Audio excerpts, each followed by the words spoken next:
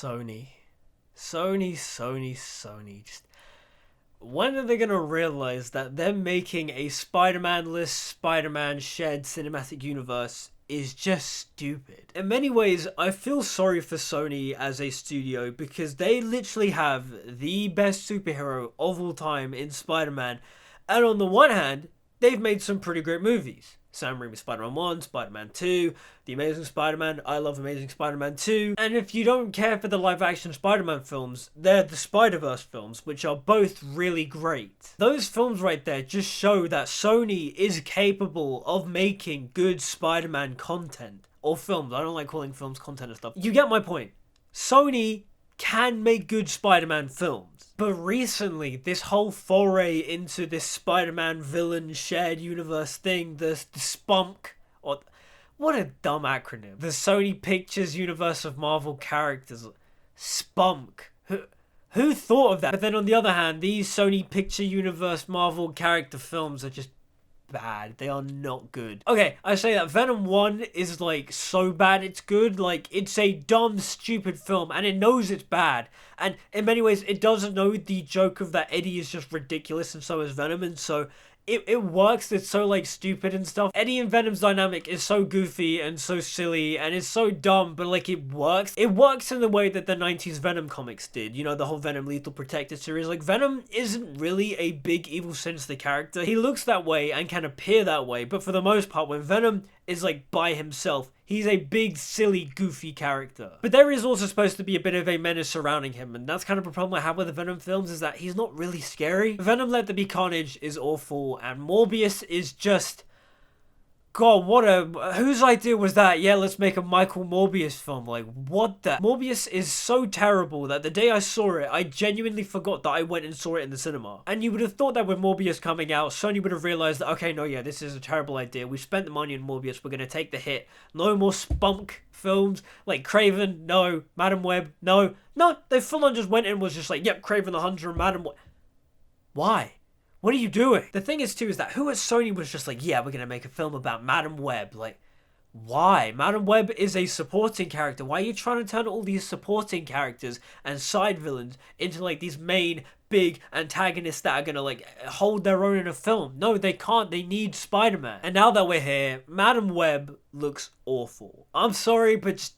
It does. It looks really bad. There is like one or two things in the trailer that I liked, namely the fact that Sydney Sweeney's Sabrina Carpenter character is wearing her comic accurate costume, and it looks fantastic. And also that the film is using Ezekiel Sims. That's kind of cool. Ezekiel is a character created by John Michael Straczynski and shows up in Peter Parker's run when Peter Parker's like an adult and he's working in high school and stuff. That's really cool. And the thing is, the premise for Madam Web doesn't sound awful. I remember reading like the early premise breakdown on Twitter, and it sounds kind of cool, the idea of like she can see the future and see multiple timelines and such, and then it's gonna do with like time travel, like they have to save like Ben Parker or May Parker or something and like make sure that Peter Parker is still born. I mean, yeah, that is basically the premise of Terminator and Terminator 2, but it sounds cool, especially when you mix it in with all the Spider-Man-esque type of shenanigans. On paper, Madam Web could have been cool, but you look at this trailer and it looks awful.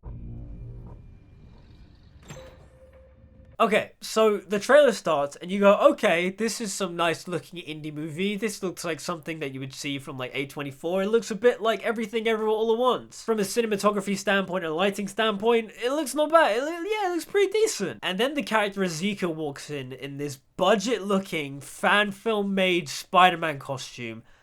And it looks terrible. How much did this film cost to make? 80 million. Okay. Yeah, that kind of makes sense, but then also, how did they nail the Sabrina Carpenter Spider-Woman suit and make this Ezekiel costume just look terrible? The thing is, too, is that Ezekiel doesn't even wear a costume in the comics, so, like, what is this supposed to be? Is this supposed to be, like, Scarlet Spider-esque? Not Ben Reilly, Kane, the clone that was created by Dan Slott and stuff. Like, it kind of resembles that, but not really, but...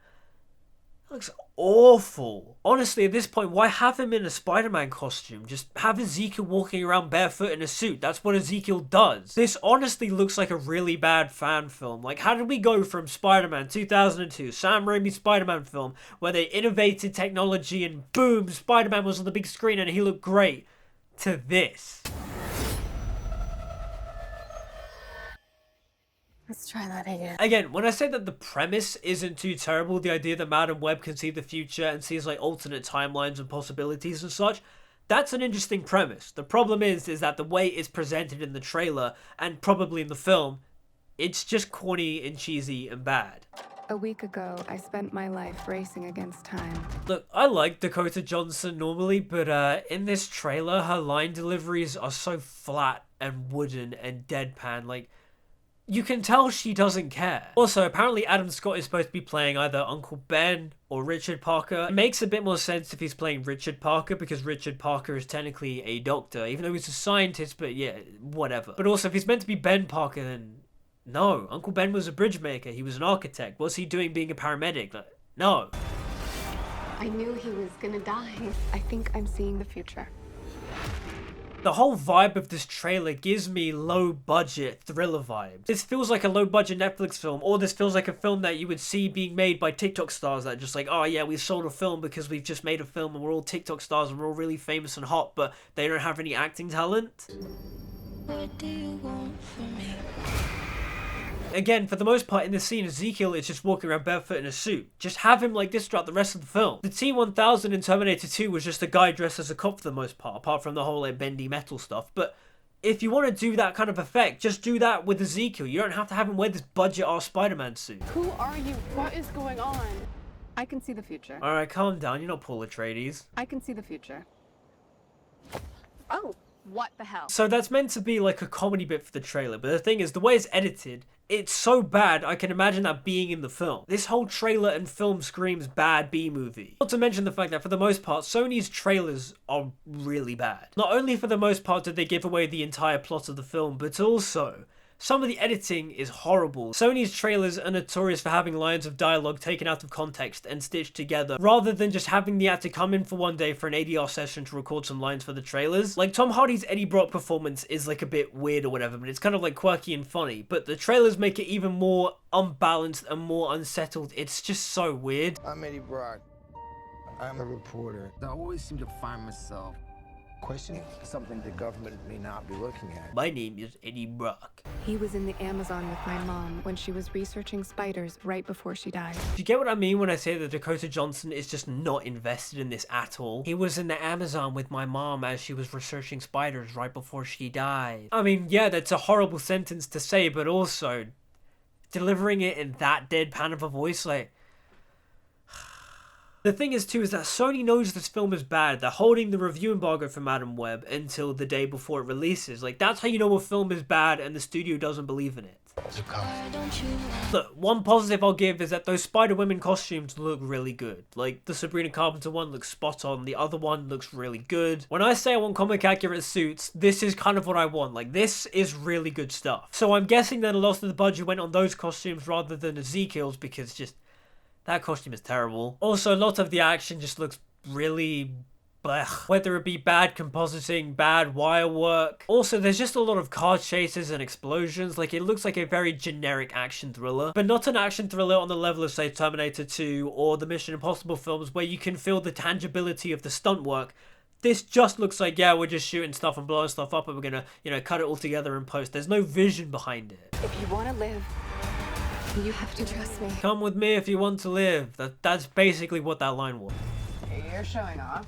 Maybe a little. No. Has it really come to this, scraping the bottom of the barrel for characters to turn into superhero films? Like, no. The thing that I find most baffling about SPUMC or whatever is the fact that...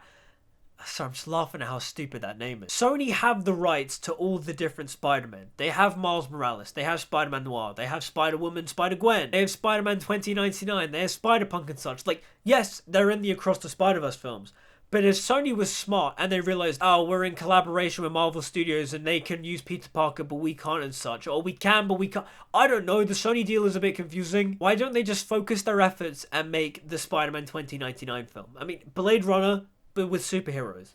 That's awesome. Spider-Man Noir, make a proper like noir thriller where Peter Parker's all dark and brooding. It's just like, I have to find the Vulture, the man that killed my Uncle Ben. Like, you know, a really gritty black and white noir starring Spider-Man. That's cool. Honestly, there are so many variations on Spider-Man. Why aren't they just making those Spider-Man variant films? Not to mention the fact there is the demand for more Tobey Maguire and Andrew Garfield. So why not make Tobey Maguire Spider-Man 4 and Andrew Garfield's Amazing Spider-Man 3? Like, there are reports saying that Sony wants Tom Holland's Spider-Man 4 to be another multiverse film with Tobey and Andrew and Tom. But why? Marvel wants to make that film a gritty street level drama. They want to bring in Kingpin and Daredevil and such. Do that. That sounds really cool. That sounds interesting.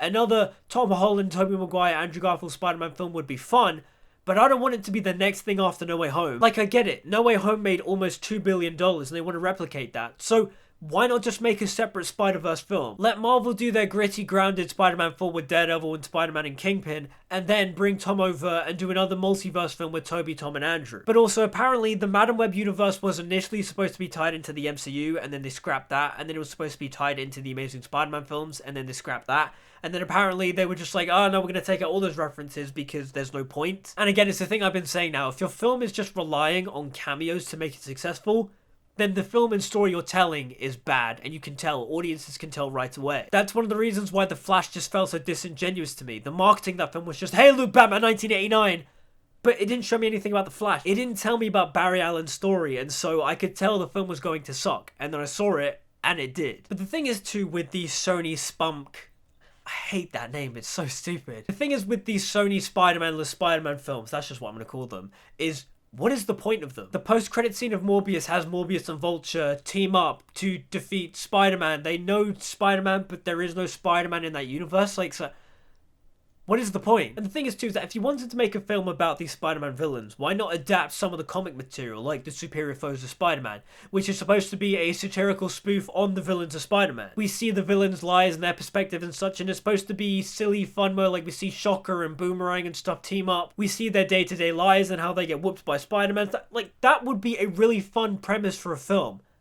But they don't do it. Instead, we're getting Madam Web, just because. And honestly, the marketing for this film is so bizarre as well. It's basically just Dakota Johnson going on a press tour being like, the films look great, I was tricked into doing this, I thought I was going to be in the MCU. Not to mention the weird Valentine's Day ASMR video they had her do. Like, what bizarre marketing. I know that when you see Madam Web, you're gonna love it.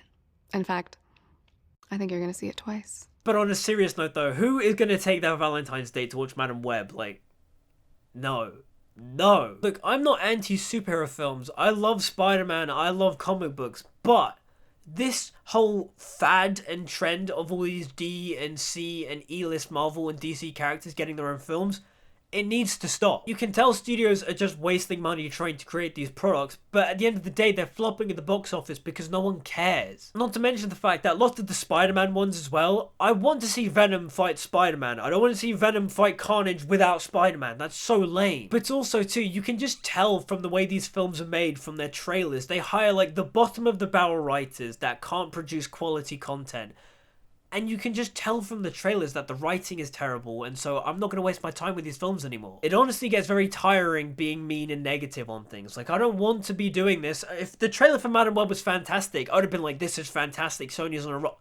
But it's not. It's just bad. We're currently living in an age of poor media. If studios are churning in money to produce this type of content, I'm not going to watch it. I think we as fans and audiences should be demanding more quality from our films, because if they're going to be spending $80 million or $200 million plus on a project, then I want to see every ounce of that money on the screen. And the problem with the SPUMC films is the fact that you can just tell they reek of poor quality. I'm sure there is hard work from behind the scenes, the people on set, the riggers, the grips, the ADs and such. They're all there on set putting in their effort to create this film. It's just that the script and story they're telling is bad, and you can tell that a lot of the hard work and effort is going to waste. But at the end of the day, if you, like me, are tired of this low quality comic book film content, then just don't watch it. Don't support it in the cinema. If you're that desperate to watch it in a couple of months when it goes on to streaming. Because there's really only one way that studios listen to audiences, and that is through box office. If this film flopped, which it most likely will, then yeah, Sony will realize eventually that making these Spider-Man-less Spider-Man villain films is not worth it. Well, technically Madam Web isn't a villain and such, but you know what I mean, these Spider-Man-less Spider-Man films. But those are my thoughts on Madam Web and why I'm not going to watch it. What about you guys? Are you going to watch Madam Web? Leave me your thoughts in the comments down below. Like, subscribe, follow me on social media, all that good stuff. Until we meet again, see you guys next time.